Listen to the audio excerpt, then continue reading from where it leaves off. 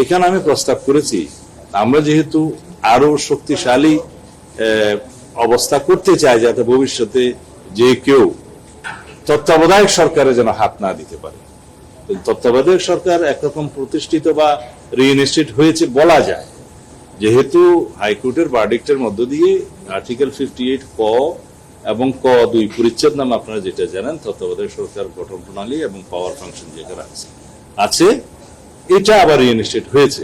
তবে সেটা আরো আপিল হবে, এবং যেহেতু 13 অ্যামেন্ডমেন্ট চ্যালেঞ্জ হয়েছিল, জাস্টিস খায়রুল হক সাহেব এটাকে অ্যাবলিশ করে দিয়েছিল, সেটা আবার এখন রিভিউতে আছে।